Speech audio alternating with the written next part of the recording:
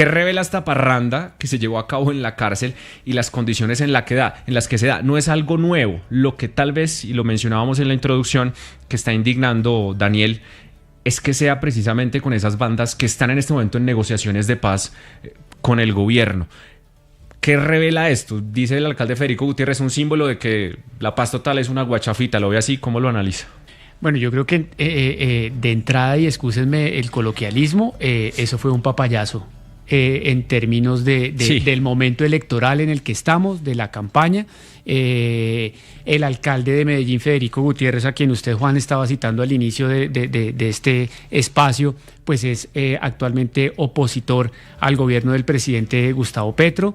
La exfiscal Carrasquilla, que también está ahora en todo este tema de la política, incluso electoral, también hace parte de los espacios de oposición, y se ve porque quien lideraba los espacios de negociación sociojurídica en Medellín, o quien los lidera, pues es la senadora Isabel Zuleta, que hace parte del pacto histórico y es del oficialismo. Entonces, este papayazo pues se mete de lleno en la campaña. La paz total venía de alguna manera, según diferentes análisis, como estancada, y se presenta justo esto con las personas que en las últimas 2 semanas estaban en medio de una polémica por el levantamiento de órdenes de captura, después que ya no era a todos los 23 sino a 16, porque 16 estaban presos y demás. Lo que deja ver es que en las cárceles siempre se han presentado situaciones de este estilo. Eso no es nuevo.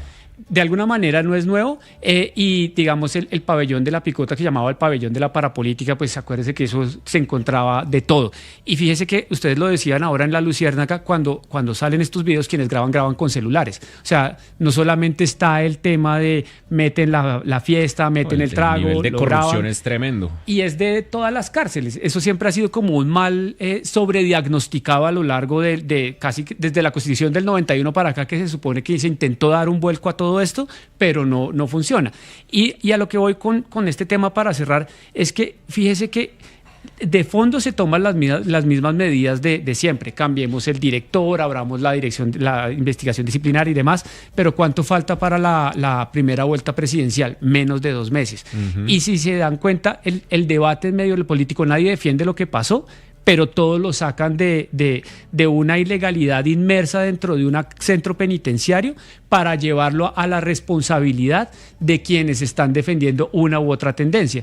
Y algo que no se puede normalizar, como las irregularidades administrativas, porque hay una cadena de mando dentro del IMPEC, por eso entra la Procuraduría, tampoco se puede desconocer que se les vuelve casi como una batería para empezar a atacar que la paz total lo que hace beneficiar es criminales, o que hay una persecución judicial y política, dicen quienes la defienden, y al final, el fondo del problema, pues sigue.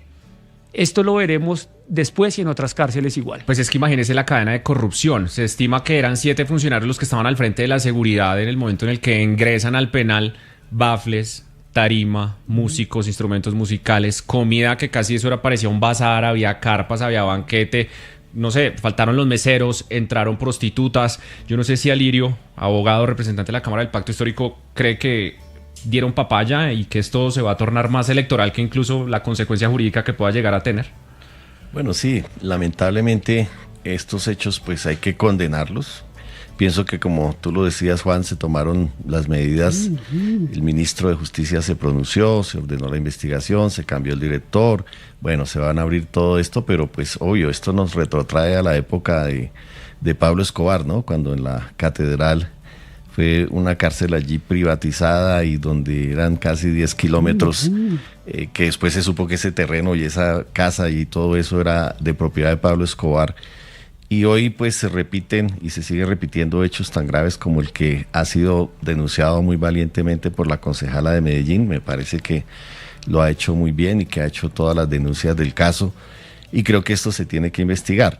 Ahora, paralelo a eso, yo debo decir que yo fui ponente coordinador de la ley de paz total, que fue la primera ley que se aprobó en este Congreso, y actualmente soy ponente coordinador también de la ley de sometimiento a la justicia, que fue una ley que se preveía que había que expedirla inmediatamente después de la ley de paz total, que la Corte Constitucional, cuando hizo la revisión de la ley de paz total, ordenó que se expidiera esa ley, que había que producir ese marco jurídico para un sometimiento colectivo a la justicia. Eso está empantanado en el Congreso. Hoy tenemos en la Comisión Primera Constitucional 3 ponencias, la nuestra, que es mayoritaria, positiva, una negativa de la oposición, una con modificaciones de los liberales, que excluye todo lo que tiene que ver con la protesta social. Pero lo que yo lamento es que hablar de paz y hablar de estos temas en medio de una contienda política tan polarizada, pues lo que hace es, de alguna manera, ponernos en una puja y en un gran debate sin mirar de fondo lo que está pasando. O sea, la importancia que es poder tener de verdad una política de paz urbana en Itagüí, en el Valle de la Aburrá, en Medellín son más de 11.000 personas que están en armas, siguen los comandantes dando órdenes desde las cárceles, y esto necesita tener un tratamiento y necesita tener una solución si nosotros queremos realmente desmontar esos grupos criminales.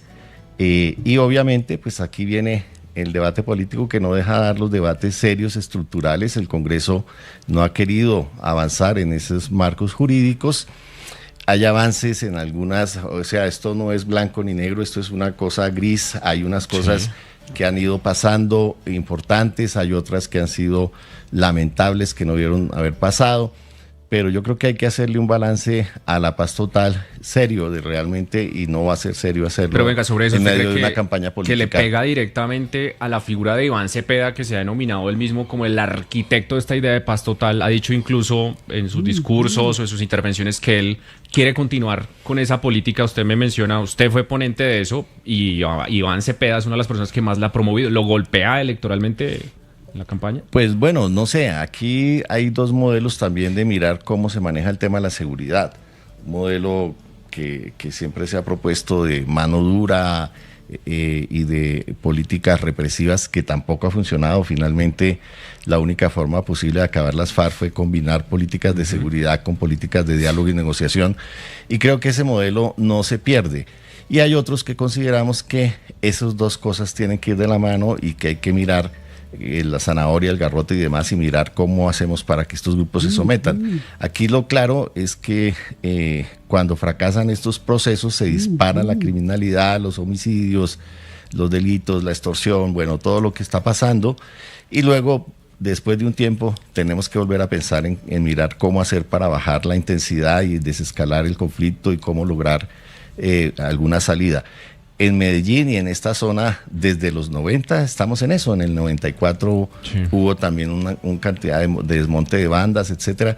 Entonces, yo lo que digo es que sí, esto va a terminar en el debate electoral bajo esas 2 visiones. Los que han hecho siempre campaña en contra de escenarios de diálogo y negociación, o de diálogos sociojurídicos, porque con estos grupos no se hacen negociaciones políticas, sino diálogos sociojurídicos para mirar cómo colectivamente se pueden someter a la justicia. Entonces, pues todo esto queda empañado por el tema de campaña, y lamentablemente pues la situación de violencia se mantiene en Medellín y en muchas zonas del país, en Buenaventura, en Cali, bueno, donde se está haciendo, en Quibdó, en muchas zonas del país.